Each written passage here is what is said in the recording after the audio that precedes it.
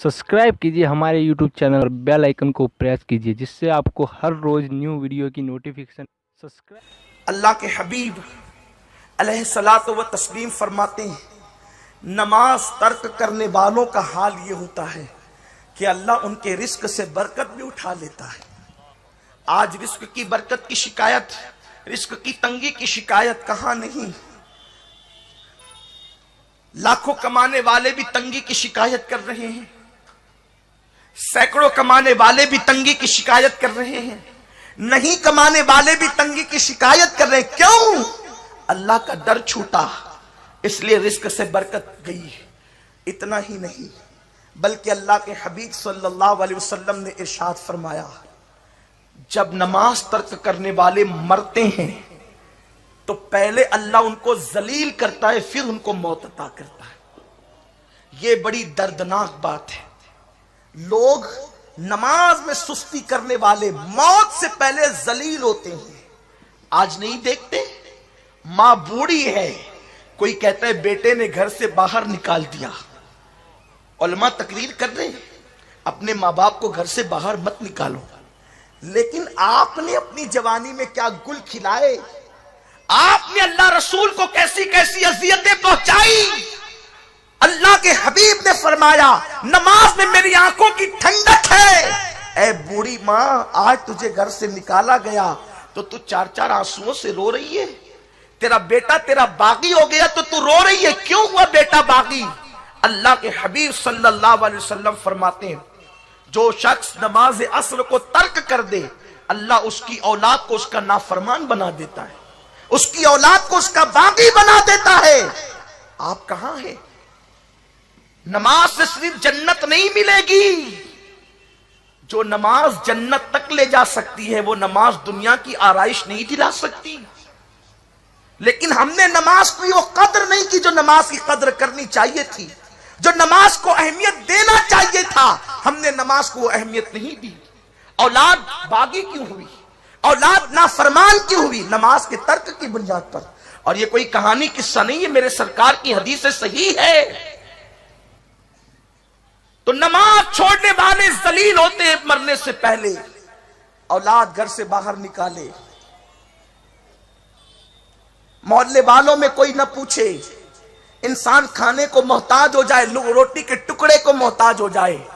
ऐ मेरे कौम की शहजादियों, ऐ सैयदा फातिमतुज़ ज़हरा की कनीजों, आओ।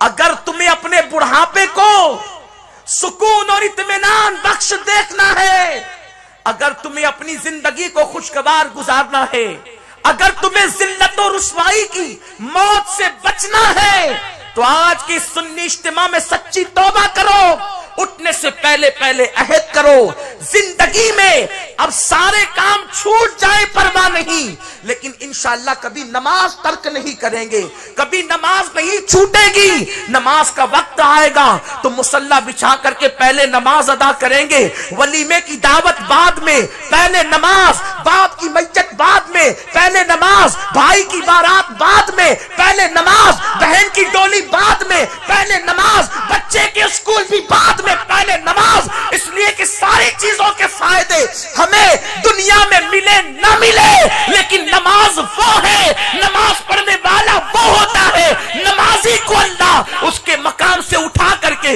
मकाम महबूबियत अता करता है। हुजूर गौसुल आजम दस्तगीर मां के पेट से वली बनकर पैदा हुए, लेकिन 40 साल तक मामूल ये था कि आप हर रात 1000 रकत नमाज अदा करते थे।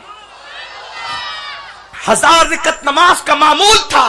सरकारे गरीब नवाज 70 साल तक न दिन को सोए न रात को सोए, रात तो दिन इबादत करते थे। लेकिन आज सबके लिए वक्त है, इबादत के लिए वक्त नहीं, टाइम नहीं अल्लाह की इबादत के लिए। इबादत को वक्त नहीं तो फिर तुम बंदे कैसे हो? आबिद ही तो अब्द होता है, जो आबिद नहीं वो अब्द कहां से? इसलिए कि मजदूरी करने वाला ही नौकर होता है, वही तनख्वाह पाता है। जो कहे मैं फुला का मजदूर हूं, फुला का मजदूर हूं, उसकी नौकरी ना करे तो फिर वो तनख्वाह कैसे पाएगा? उसको तनख्वाह कैसे मिलेगी? नादानो सुनो, اللہ کا بندہ اپنے آپ کو کہتے ہو، بندگی کتنی کرتے ہو؟ اس لیے کہ بندگی کے بغیر بندہ ہونے کی سند کیا ہے؟ بندگی کے بغیر اس کے عبد ہونے کی سند کیا ہے؟ اور سنو، سب اپنے آپ کو اس کا بندہ کہتے ہیں، لیکن وہ کہتا ہے کہ کچھ ایسے ہیں جو پیٹ کے بندے ہیں، کچھ ایسے ہیں جو نفس کے بندے ہیں، کچھ ایسے ہیں جو خواہش کے بندے ہیں۔ ہاں اب یہاں فیصلہ کرنا ہوگا، ہم بندے کس کے ہیں؟ اللہ کے بندے اپنے آپ کو کہتے ہو؟ ابھی تک خدا کے بندے ہی نہ بنے، زیورات کے بندے بنے۔ شوق زیور کا ہے، شوق اچھے مکان کا ہے، شوق اچھی دکان کا ہے، حلال و حرام میں کوئی تمیز نہیں۔ شوق نیند کا ہے، نیند کہتی میری طرف آ، اللہ کہتا ہے میری طرف آ۔ ہم کس کی سنتے ہیں؟ اگر نیند کی سن کے سو گئے آپ تو بندے نیند کے ہوئے، اللہ کے بندے کب ہوئے؟ اللہ کے بندے تو وہ ہیں جن کے بارے میں قرآن کہتا ہے جب رات کو لوگ سو جاتے ہیں تو وہ سوتے نہیں، بستروں سے اٹھ کر اللہ کی عبادت کرتے ہیں۔ آپ کوئی ایک بندہ مجھے ایسا بتائے اللہ کے اولیاء میں جو لوگ اللہ کی عبادت کو چھوڑ کر کے سوتے ہوں، اللہ کی عبادت کو ترک کر کے سوتے ہوں۔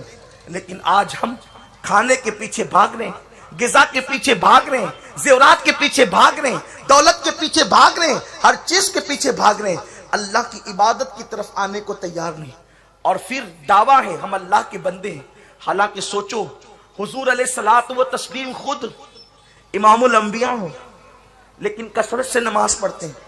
امام زین العابدین، آپ کے گھر میں ایک باغ تھا، اس میں 300 درخت تھے، رات بھر ہر درخت کے نیچے 2 رکعت نماز پڑھتے تھے، اس طرح 600 رکعت نماز پڑھتے تھے۔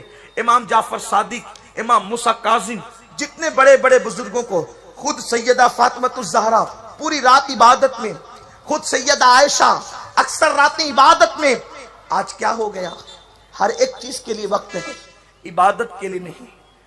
پھر اللہ کے حبیب فرماتے ہیں نماز میں سستی کرنے والوں کو جب موت آتی ہے تو اللہ ان پر بھوک مسلط کرتا ہے، وہ بھوکے مرتے ہیں، بھوک سے تڑپ تڑپ کر مرتے ہیں۔